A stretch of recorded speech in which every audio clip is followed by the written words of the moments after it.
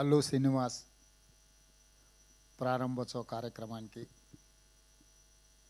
ఆహ్వానించి ఇంత మంచి కార్యక్రమాన్ని ఏర్పాటు చేసి దేశంలోనే హైదరాబాద్ నగరానికి సినిమా ఇండస్ట్రీకి ఒక గొప్ప గుర్తింపు తెచ్చే కార్యక్రమాన్ని ఏర్పాటు చేసి నాతో పాటు డాల్బీ సంస్థకు సంబంధించిన మాథూర్ గారు, యువ మిత్రులు అల్లు అర్జున్ ఈ కార్యక్రమాన్ని ఏర్పాటు చేసి అల్లు రామలింగయ్య గారి వారసత్వాన్ని కొనసాగించే విధంగా వారి జ్ఞాపకాలను ఎప్పుడూ తెలుగు ప్రజలకు, సినిమా అభిమానులకు గుర్తుండే విధంగా అల్లు అరవింద్ గారు ఇంత గొప్ప కార్యక్రమాన్ని చేపట్టడాన్ని మనస్ఫూర్తిగా వారిని, వారి కుటుంబ సభ్యుల్ని అభినందిస్తున్నాను. ప్రాథమికంగా నేను సినిమా అభిమాని. సినిమా పరిణామ క్రమం black and white, techno colours, Eastman colour, 70mm, Dolby, VFX ఇట్లా సాంకేతికంగా చాలా వేగంగా మన దేశము సినిమాలో అభివృద్ధిని సాధిస్తున్నది. యాదృచ్ఛికంగా ఈరోజు ఉదయమే నెట్ఫ్లిక్స్ జిసిసి సెంటర్ని కూడా ఈరోజు నేను ప్రారంభించడం జరిగింది. అక్కడ కూడా నేను ఈ అంశాలను ప్రస్తావించిన.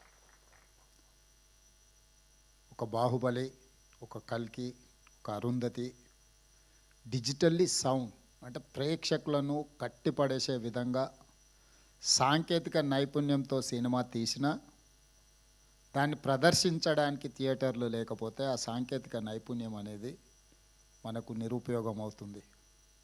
3D మూవీస్ అయినప్పుడు షార్క్ ఇట్లాంటి మూవీస్ వస్తే చాలా వింతగా ఆ కాలంలో చూసేవాళ్ళం. ఇంత పెద్ద థియేటర్ ఈ మధ్యకాలంలో నేను చూడలే. ఒకప్పుడు మా younger days, college days we use to go Devi, ఆ తర్వాత వచ్చిన మహేశ్వరి, పరమేశ్వరి ఇట్లాంటి థియేటర్లు పెద్ద స్క్రీన్లు చాలామంది ఆడియన్స్తో చూడడానికి అవకాశం ఉంది. గోయింగ్ ఫార్వర్డ్ చిన్న థియేటర్లు, మల్టీప్లెక్స్ రావడము, 60 మంది, 100 మందితో, 200 మందితో సినిమా చూడడము, ఆ ఫీల్ అనేది మిస్ అయిపోయినాం. ఇప్పుడు మళ్ళీ ఈ డాల్బీ థియేటర్ ఐ థింక్ మరి 500 సిట్టింగ్ కెపాసిటీ, 700 సిట్టింగ్ కెపాసిటీ ఉండొచ్చు అనుకుంటున్నాను. ఇది ఇంతమందిలో కూర్చొని సినిమా చూస్తే ఆనందమే వేరు. ఎందుకంటే ఆడియన్స్ యొక్క రియాక్షన్ అనేది వీ కెన్ ఫీల్ డైరెక్ట్లీ. ఇట్లాంటి థియేటర్ టెక్నికలీ సౌండ్ ఇంత ఒక మంచి థియేటర్ని ఇక్కడ వీరు చేయడం, దీని వెనకాల చెన్నై నుంచి ఇండస్ట్రీ ఆంధ్రప్రదేశ్ హైదరాబాద్కి తరలించినప్పుడు ఆనాడు ఎన్టీ రామారావు గారు, నాగేశ్వరరావు గారు, రామనాయుడు గారు, అదేవిధంగా సినిమాలో అడ్వెంచర్స్ చేయాలి అని అంటే ఆ రోజుల్లో పద్మాలయ స్టూడియోస్ నటశేఖర కృష్ణ గారు సినిమా అడ్వెంచర్స్ ఫస్ట్ కలర్ మూవీ తీయాలన్నా, 70mm మూవీ తీయాలన్నా రకరకాల experiments, adventures with lot of efforts ఆ రోజు కృష్ణ గారు చేసేవాళ్ళు.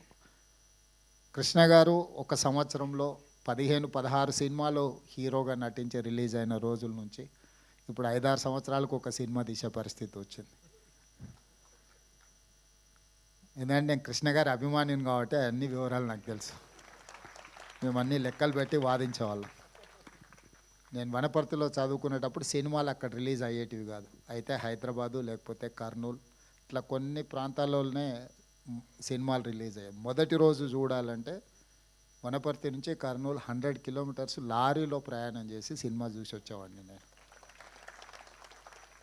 అంటే అప్పుడు బస్సులు ఫ్రీక్వెంట్గా ఉండేది కాదు. సినిమా టైంకి వెళ్ళి మళ్ళీ సినిమా చూసి మళ్ళీ వెనక్కి రావాలి అంటే లారీలు, హైవేస్లో ఎక్కువ లారీలు పోతూ ఉంటాయి కాబట్టి లారీ ఎక్కిపోయి మేము ఫ్రెండ్స్ కాలేజీలో ఉన్నప్పుడు సినిమా చూసి మళ్ళీ సెకండ్ షో సినిమా చూసి వెనక్కి వచ్చేవాళ్ళం. సో సినిమా అనేది మధ్యతరగతి వాళ్ళ మీద అత్యంత ప్రభావితం చూపిస్తుంది.